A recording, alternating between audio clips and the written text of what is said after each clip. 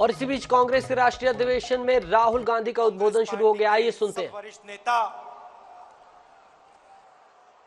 हमारे प्यारे कार्यकर्ता,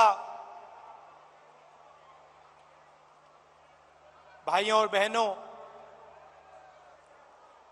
प्रेस के हमारे मित्रों, आप सबका यहां बहुत बहुत स्वागत। और जो लोग इस अधिवेशन को टेलीविजन पे अलग अलग स्टेट्स में देख रहे हैं, उनका भी मैं आज यहां स्वागत करता हूं।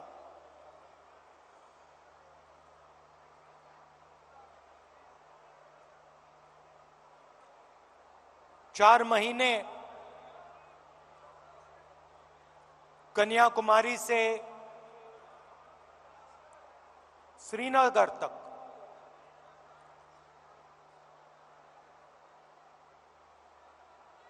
भारत जोड़ो यात्रा हमने की।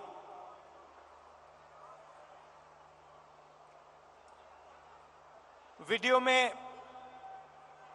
आपने मेरा चेहरा देखा, मगर हमारे साथ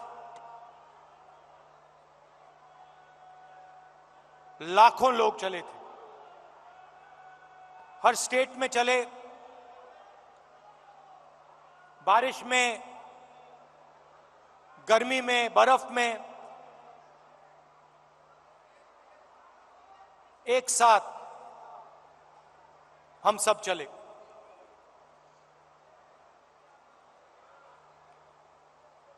बहुत कुछ सीखने को मिला।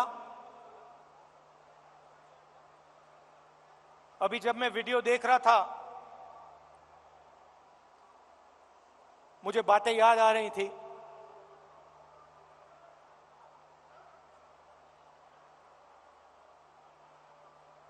वीडियो में आपने देखा होगा, पंजाब में एक मैकेनिक आकर मुझसे मिला।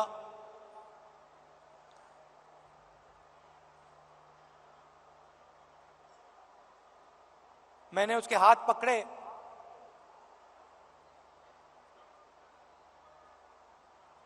और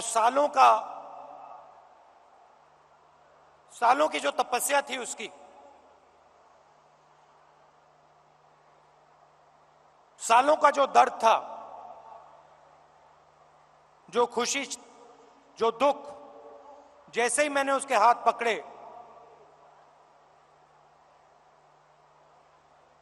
हाथों से मैंने बात पहचानी।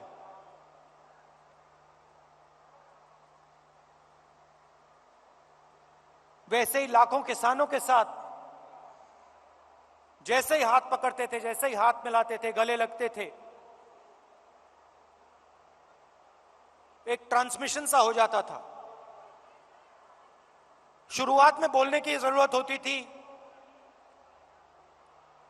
क्या करते हो, कितने बच्चे हैं,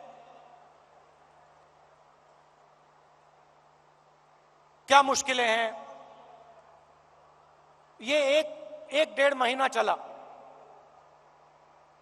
उसके बाद बोलने की जरूरत नहीं होती थी।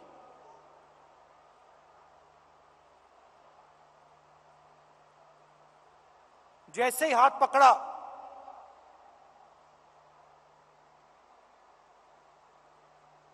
गले लगे, सन्नाटे में एक शब्द नहीं बोला जाता था, मगर जो उनका दर्द था, जो उनकी मेहनत थी, एक सेकंड में मुझे समझ आ जाती थी। और जो मैं उनसे कहना चाहता था, बिना कुछ बोले वो समझ जाते थे। अभी मैंने देखा, आपने वो बोट रेस देखी होगी केरल में।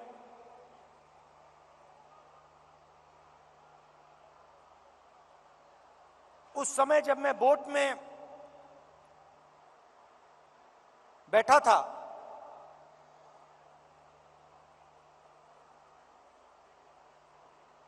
पूरी टीम के साथ मैं रोइंग कर रहा था, मेरे पैर में भयंकर दर्द था। मैं उस फोटो में मुस्कुरा रहा हूं, मगर मेरे दिल के अंदर रोना आ रहा था, इतना दर्द था।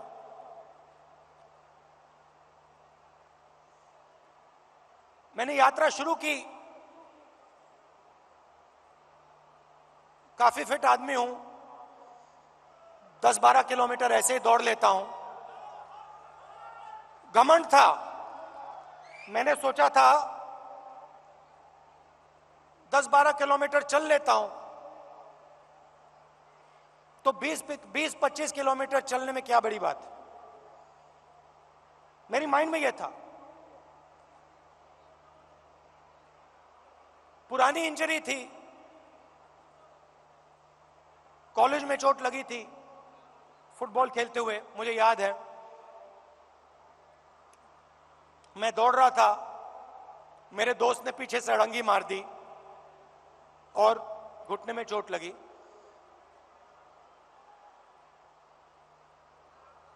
दर्द गायब हो गया था, सालों के लिए दर्द गायब था।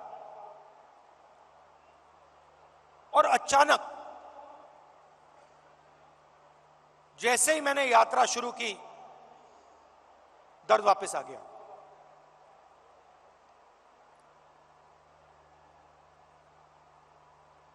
आप मेरे परिवार हो तो मैं कह सकता हूं आपसे, सुबह उठता था, सोचता था कैसे चला जाए, और फिर उसके बाद सोचता था कि भाई 25 किलोमीटर नहीं, 3,500 चलने, केरला की बात है, 3,500 किलोमीटर चलने हैं, कैसे चलूंगा।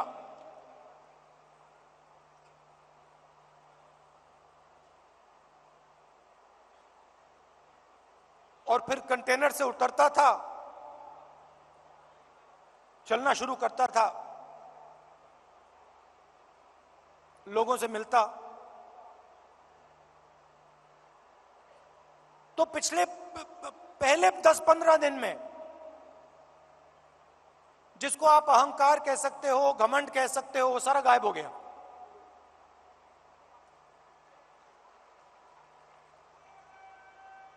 क्यों गायब हुआ?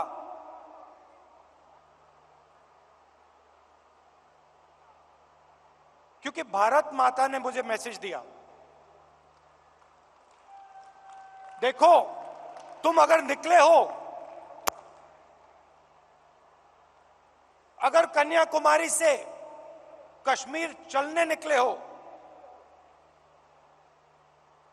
तो अपने दिल से अहंकार मिटाओ, घमंड मिटाओ, नहीं तो मत चलो। और मुझे ये बात सुननी पड़ी, मुझे ये बात सुननी पड़ी। मुझ में उतनी शक्ति नहीं थी कि मैं इस बात को ना सुनूं। और आस्ते आस्ते मैंने नोटिस किया,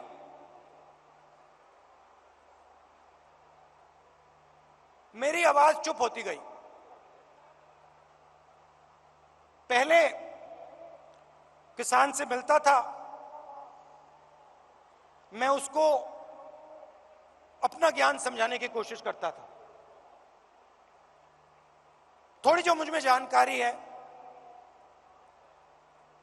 खेती के बारे में, मनरेगा के बारे में,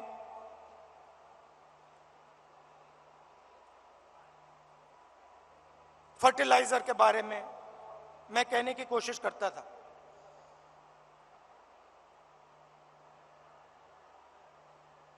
आस्ते आस्ते ये सब बंद हो गया।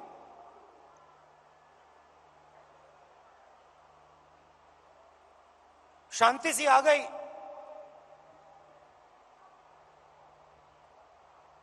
और सन्नाटे में मैं सुनने लगा।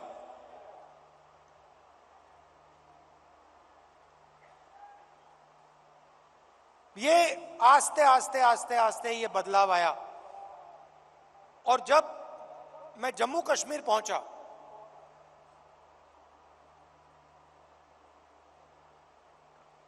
वो भी अजीब सी बात थी। जब मैं जम्मू कश्मीर पहुंचा, मैं बिल्कुल चुप हो गया।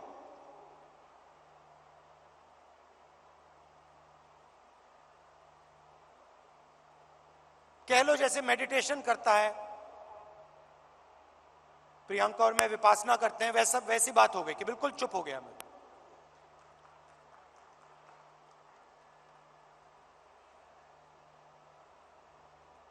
मां बैठी हैं,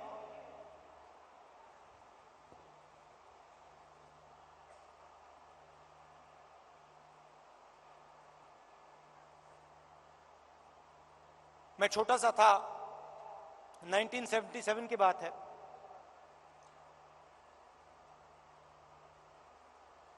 चुनाव आया, मुझे चुनाव के बारे में कुछ मालूम नहीं था, 6 साल का था मैं।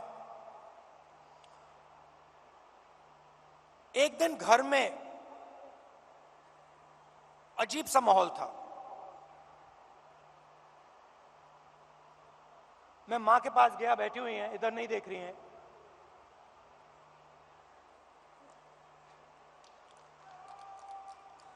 मां के पास गया, मैंने मां से पूछा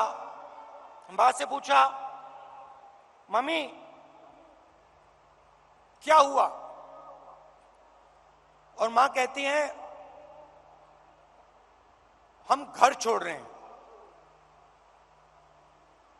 तब तक मैं सोचता था कि वो घर हमारा था। तो मैंने मां से पूछा, मां हम अपने घर को क्यों छोड़ रहे हैं?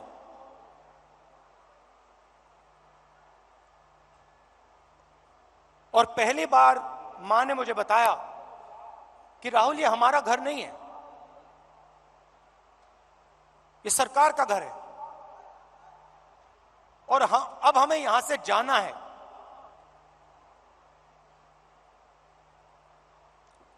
मैंने मां से पूछा, मां कहां जाना है? कहती है नहीं मालूम।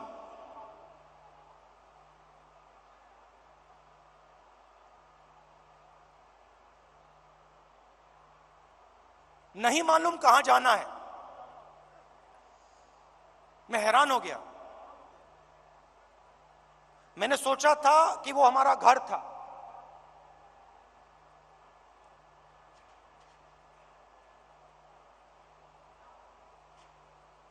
बावन साल हो गए,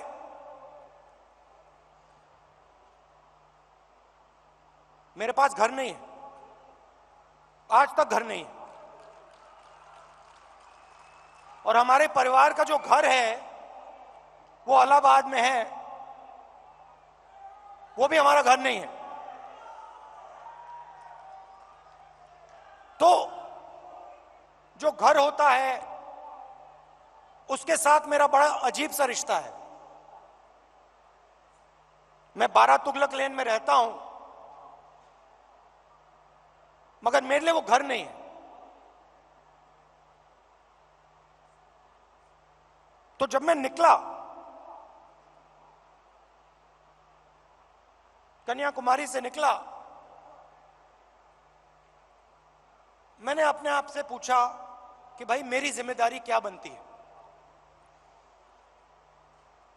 अब मैं चल रहा हूं, भारत का दर्शन करने निकला हूं, भारत को समझने के लिए निकला हूं। हजारों लाखों लोग चल रहे हैं, भीड़ है, मेरी क्या जिम्मेदारी है?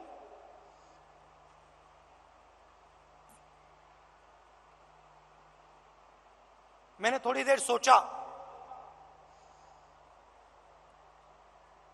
और फिर मेरे दिमाग में एक आइडिया आया।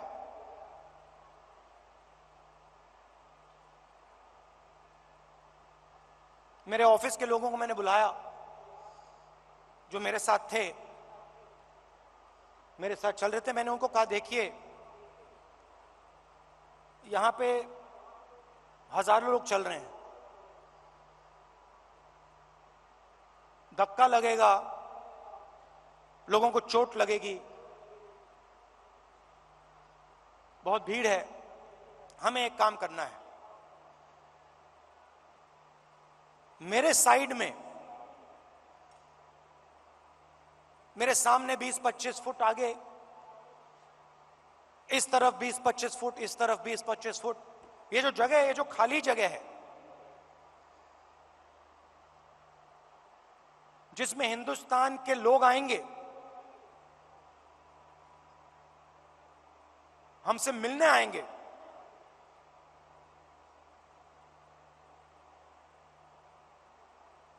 अगले 4 महीने के लिए वो हमारा घर है। मतलब ये घर हमारे साथ चलेगा। सुबह 6 बजे से शाम 7 बजे तक ये घर हमारे साथ चलेगा। और मैंने सबसे कहा, देखिए, इस घर में जो भी आएगा, अमीर हो गरीब हो,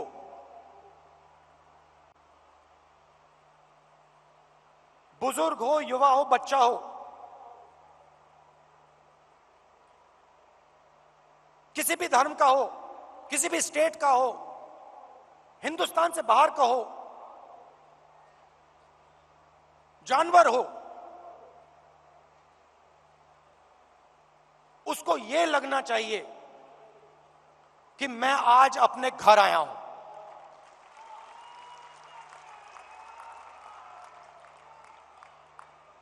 और जब वो यहां से जाए, उसे लगना चाहिए कि मैं अपने घर को छोड़ के जा रहा हूं। छोटा सा आइडिया था, मगर इसकी गहराई मुझे तब नहीं समझ आई। जैसे ही मैंने यह किया,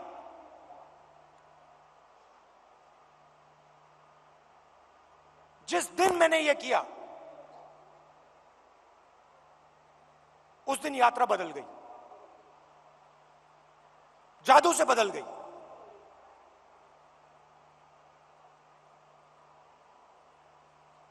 लोग मेरे साथ राजनीतिक बात नहीं कर रहे थे। मैंने क्या क्या सुना मैं आपको बता भी नहीं सकता हूं।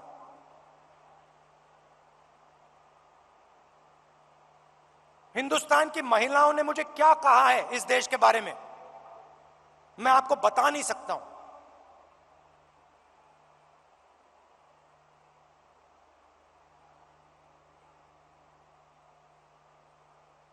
युवाओं के दिल में डर क्या है, कैसा है, मैं आपको बता नहीं सकता, समझा नहीं सकता। कह सकता हूं मगर बता समझा नहीं सकता हूं।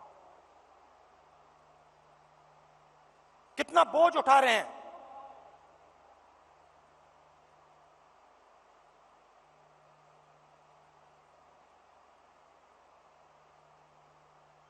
तो बिल्कुल रिश्ता बदल गया। एक उदाहरण देता हूं, पता नहीं आपने शायद नहीं देखा। चल रहे थे हम सुबह सुबह,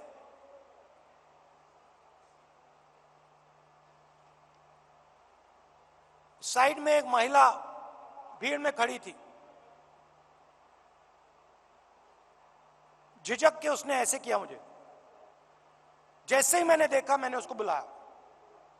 मुझे बात अजीब सी लगी।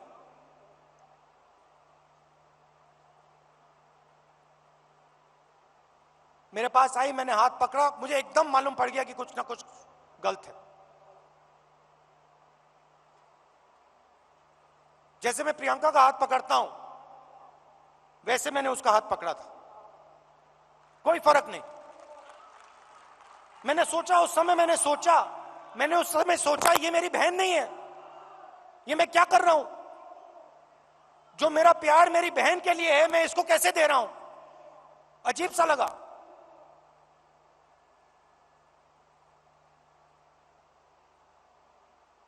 मुझे मेरा हाथ पकड़ती है, कहती है, राहुल जी, भैया,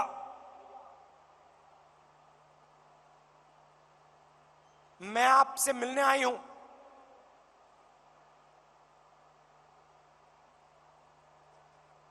क्या बात है? मेरा पति मुझे मार रहा है, पीट रहा है।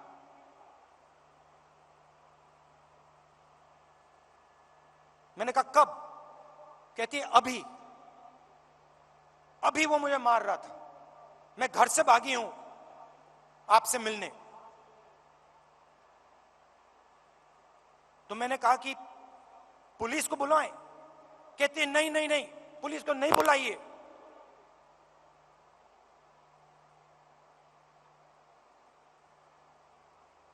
फिर मुझे कहती है अब मैं जा रही हूं वापस, फिर से पिटने जा रही हूं। मगर मैं आपको सिर्फ यह बताना चाहती थी कि मेरे साथ क्या हो रहा है। ये महिला अकेली नहीं है,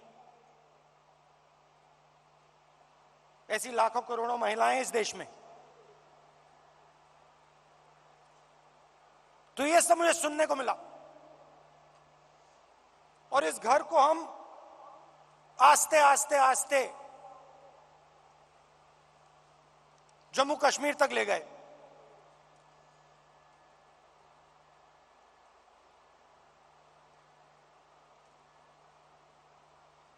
पता नहीं, शायद मेरा परिवार सालों पहले वहां से आया।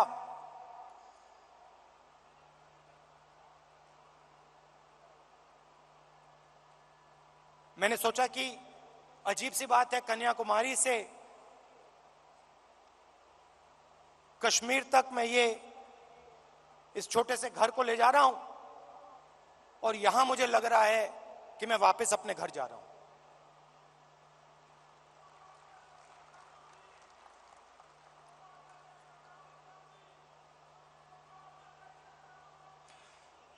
कश्मीर में हम घुसते हैं,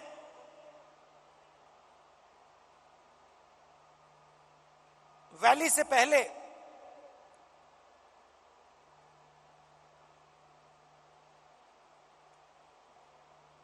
बर्फ है, धूप है,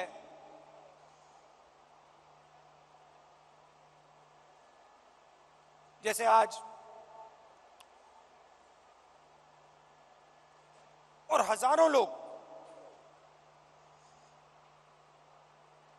हमारे साथ चल रहे हैं।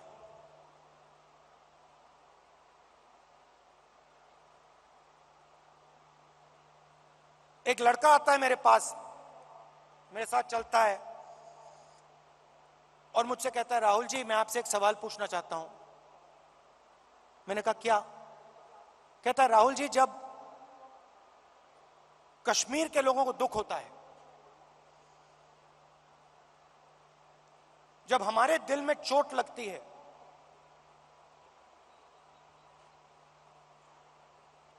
तो बाकी हिंदुस्तान के लोगों को खुशी क्यों होती है?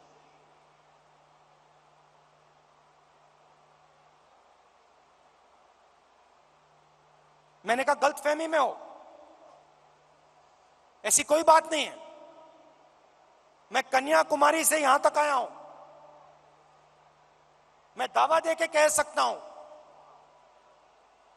कि करोड़ों लोगों के दिल में यह भावना नहीं है। करोड़ों लोग हर हिंदुस्तानी के दर्द के साथ, हर हिंदुस्तानी के साथ खड़े हैं। चुने हुए लोग हैं, मैंने कहा चुने हुए लोग हैं जो खुश होते हैं।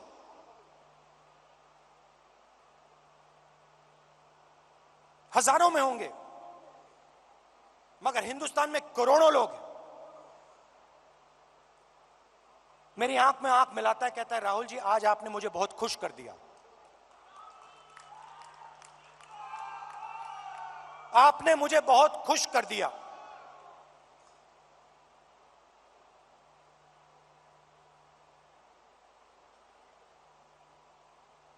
बातचीत करते हुए मैं देख रहा था चारों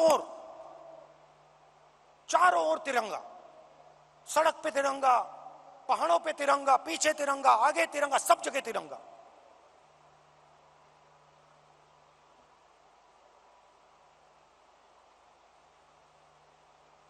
फिर हम वैली में घुसे। वैली में घुसते हैं,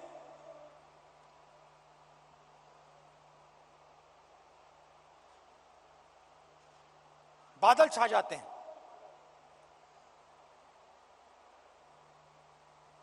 धूप गायब हो जाती है। और जैसे ही हम घुसते हैं, पुलिस वालों ने हमें कहा था कि 2000 लोग आएंगे। मेरे सिक्योरिटी वालों ने सोचा था 2000 लोग आएंगे। जैसे ही हम घुसते हैं, वहां पे 40,000 लोग खड़े।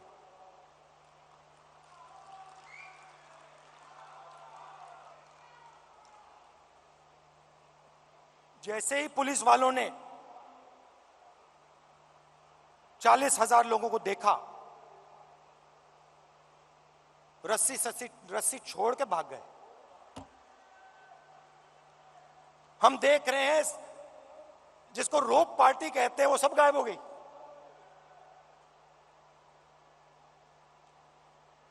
सब गायब हो गई।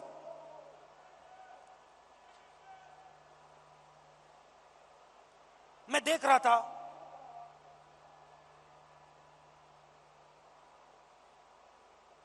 हिंदुस्तान के सबसे टेररिस्ट इन्फेस्टेड जिले में जहां भी आप देखो, तिरंगा तिरंगा तिरंगा तिरंगा तिरंगा सब जगह। कौन उठाए थे तिरंगा? हमारे पास सिर्फ 125 यात्री थे। कश्मीर के लोग तिरंगा उठाए थे। एक ने नहीं उठाया था, हजारों ने उठा रखा था। और यही कहानी पूरे कश्मीर में, अनंतनाग, पुलवामा, जिसको टेररिस्ट इन्फेक्टेड डिस्ट्रिक्ट कहा जाता है, हर डिस्ट्रिक्ट में पहाड़ों पे, सड़क पे, आगे पीछे तिरंगा। किसके हाथ में? कश्मीरी युवाओं के हाथ में।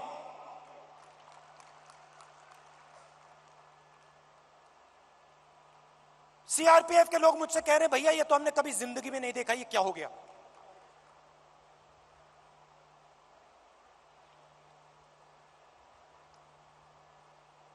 फिर मैं आया, पार्लियामेंट में मैंने प्रधानमंत्री जी का भाषण सुना।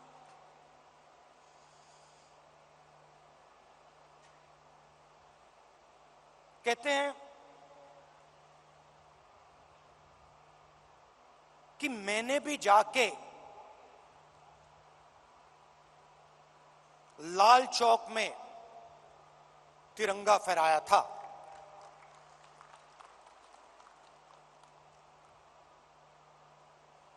मैं सुन रहा था, मैंने सोचा, देखिए, हिंदुस्तान के प्रधानमंत्री को बात समझ नहीं आई। बात समझ नहीं आई।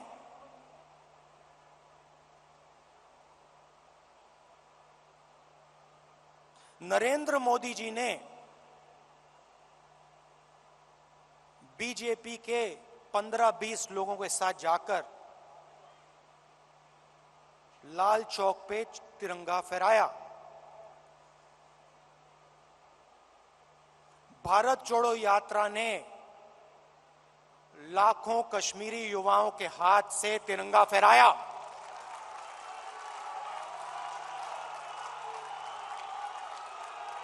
प्रधानमंत्री को फर्क नहीं समझ आया। हमने हिंदुस्तान की भावना, इस झंडे की भावना जम्मू कश्मीर के युवाओं के अंदर डाल दी। आपने अपने झंडे की भावना जम्मू कश्मीर के युवाओं से छीन ली। यह फर्क है हम में और आप में।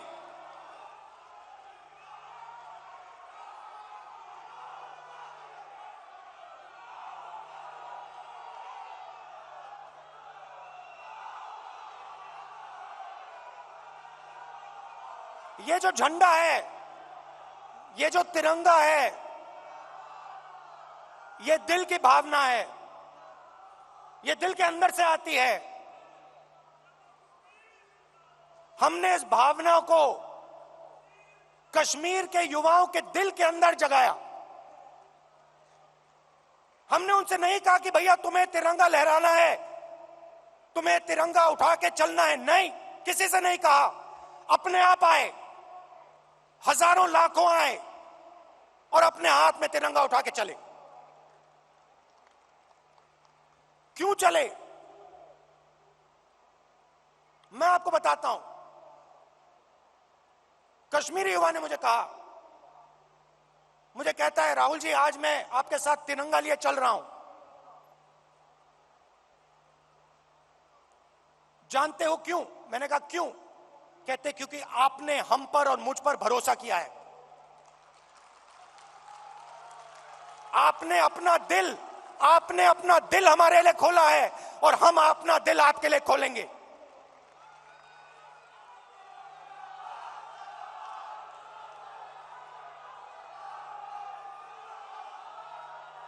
यह फर्क है। हिंदुस्तान एक भावना है, एक सोचने का तरीका है, इज्जत है, आदर है, मोहब्बत है। और ये जो झंडा है, जो तिरंगा है, इसका इस भावना का ये चिन्ह है। और भारत जोड़ो यात्रा ने इस भावना को पूरे देश में फैलाया है। और यह काम राहुल गांधी ने नहीं किया है, यह काम कांग्रेस के कार्यकर्ता ने किया है, कांग्रेस के नेताओं ने किया है, हिंदुस्तान की जनता ने किया है।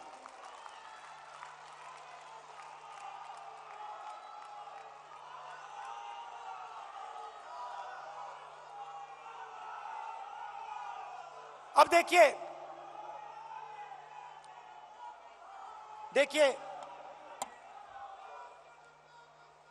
सरकार की सोच के बारे में आज आपको बताना चाहता हूं। कुछ दिन पहले इंटरव्यू में एक मंत्री ने कहा कि चाइना की इकोनॉमी हिंदुस्तान की इकोनॉमी से बड़ी है, तो हम उनसे कैसे लड़ सकते हैं? चाइना की इकोनॉमी हिंदुस्तान की इकोनॉमी से बड़ी है, तो हम उनसे कैसे लड़ सकते हैं?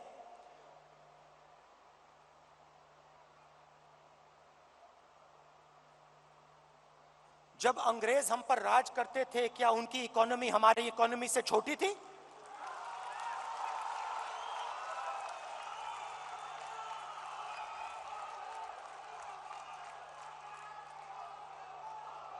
लड़ाई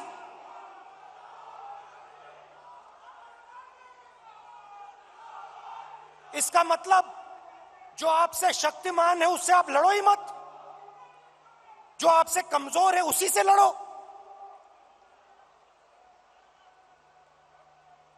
इसको कायरता कहा जाता है।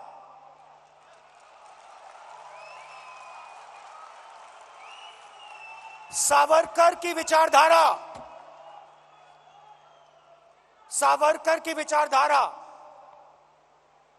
अगर जो आपके सामने आपसे तगड़ा है, मजबूत है, तो उसके सामने अपना सिर झुका दो, मत्था टेक दो।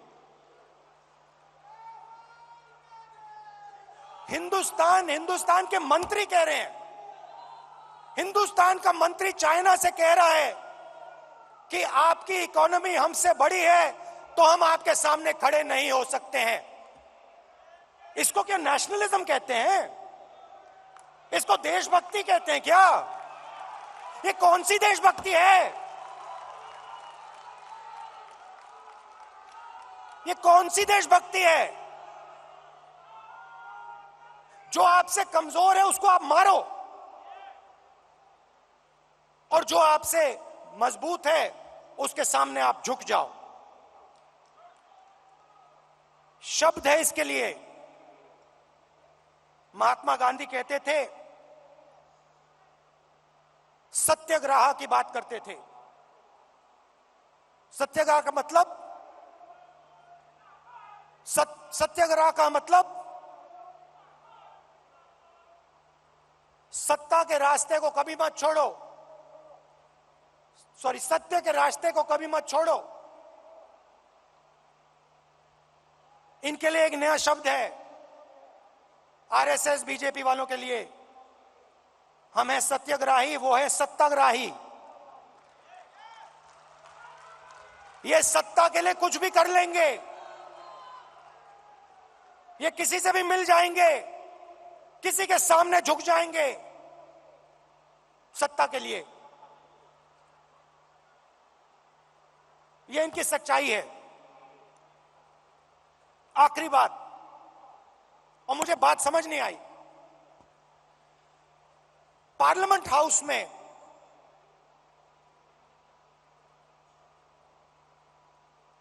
मैंने एक उद्योगपति पे आक्रमण किया,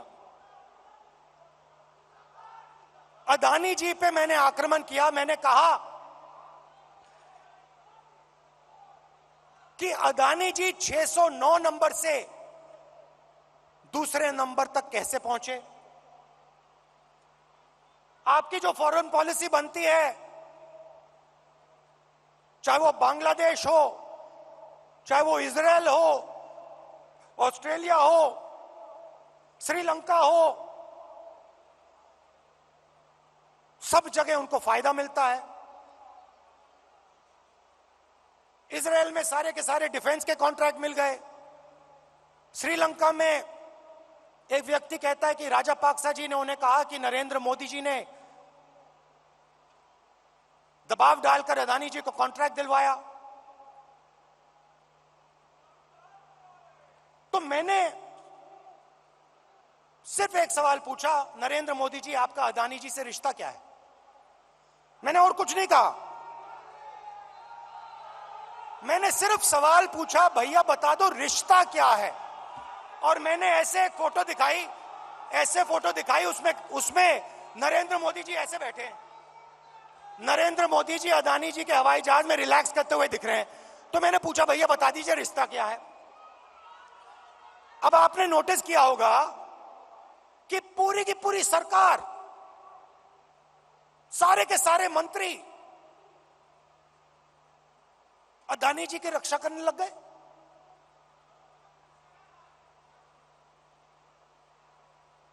अदानी जी की रक्षा करने लग गए। कहते हैं जो अदानी जी पे आक्रमण करता है वो देशद्रोही है। मतलब अदानी जी देश के सबसे बड़े देशभक्त बन गए। और बीजेपी और आरएसएस इस व्यक्ति की रक्षा कर रही है। सवाल यह उठता है, रक्षा क्यों कर रही है? क्या है इस अदानी में जो बीजेपी और आरएसएस को, सब मंत्रियों को इसकी रक्षा करने की जरूरत पड़ रही है?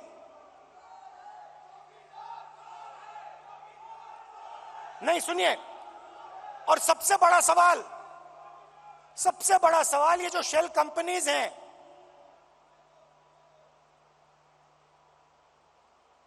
जो हजारों करोड़ रुपया हिंदुस्तान भेज रही हैं, ये किसकी हैं? इसमें किसका पैसा है? अदानी जी डिफेंस इंडस्ट्री में काम करते हैं, डिफेंस इंडस्ट्री में काम करते हैं, और हिंदुस्तान की सरकार को यह भी नहीं मालूम कि अदानी जी की शेल कंपनी है बाहर।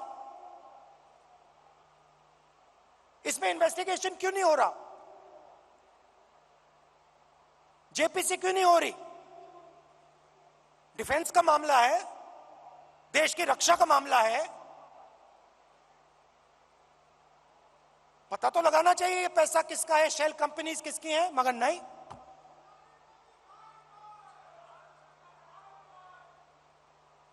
तो ये बहुत बड़ा सवाल है।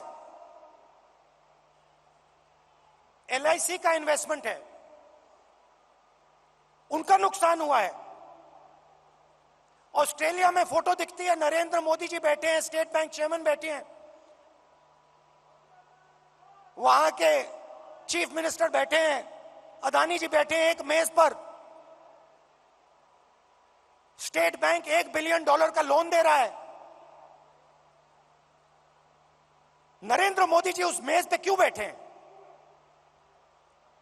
क्या लेना देना नरेंद्र मोदी जी का स्टेट बैंक और अदानी के बीच में? क्या लेना देना?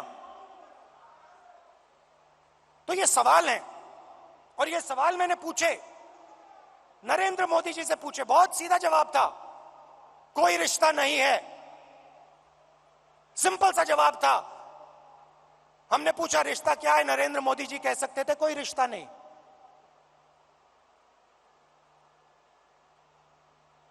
मगर रिश्ता है।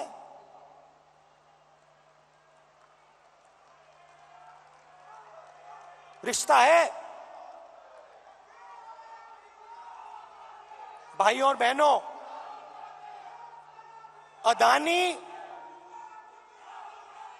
अदानी जी और मोदी जी एक हैं।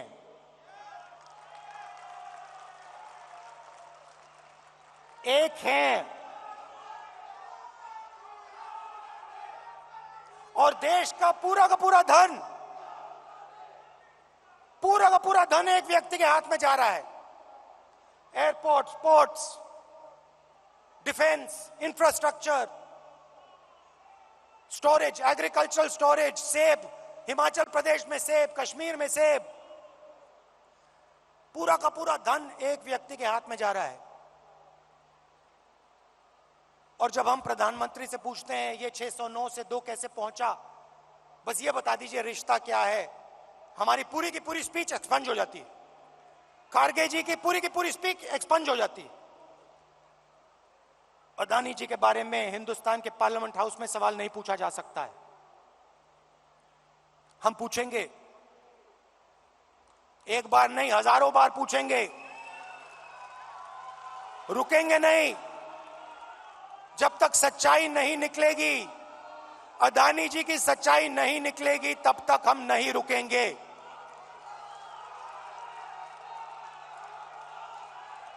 क्योंकि, और इसका एक कारण है भाई और बहनों, और खास तौर से जो लोग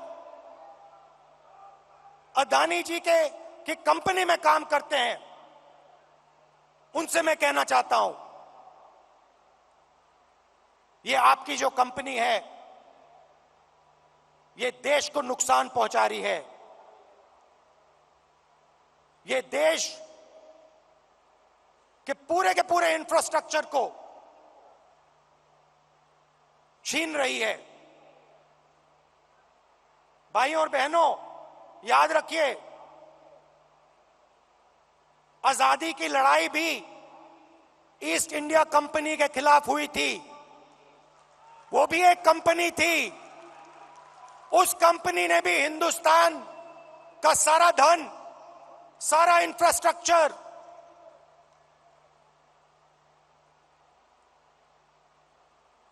पोर्ट्स, सारा का सारा उठा लिया था। इतिहास रिपीट हो रहा है। इतिहास रिपीट हो रहा है। ये देश के खिलाफ काम हो रहा है, और अगर देश के खिलाफ काम होगा तो कांग्रेस पार्टी खड़ी हो जाएगी, लड़ जाएगी।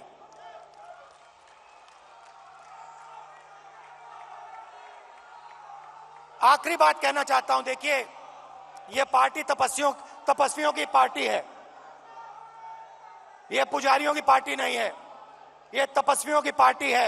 यह तपस्या की पार्टी है। और आपने देखा छोटी सी तपस्या की, 4 महीने की तपस्या की, और आपने देखा कांग्रेस पार्टी में कैसी जान आई, कांग्रेस पार्टी के कार्यकर्ता में कैसी जान आई, देश में कैसी जान आई। तपस्या बंद नहीं होनी चाहिए।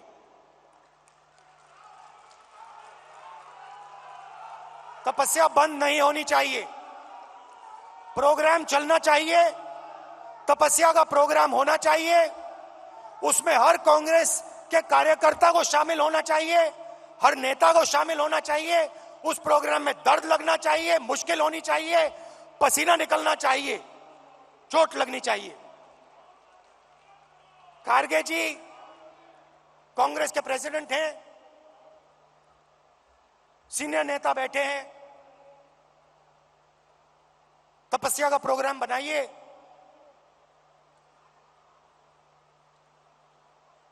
हम सब मिलकर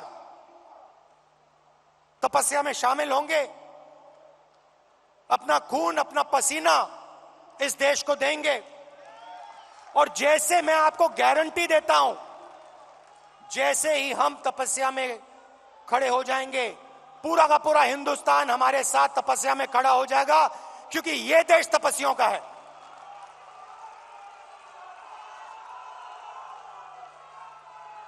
तो प्रोग्राम बनाइए, खाड़गे जी प्रोग्राम बनाइए, आपकी पूरी की पूरी टीम, जिसमें मैं शामिल हूं, कांग्रेस के सब नेता शामिल हैं, हर एक कार्यकर्ता शामिल है, देश की जनता शामिल है। उस प्रोग्राम को हम चलाएंगे, तपस्या करेंगे, अपना खून पसीना देंगे। बहुत बहुत धन्यवाद। जय हिंद, नमस्कार।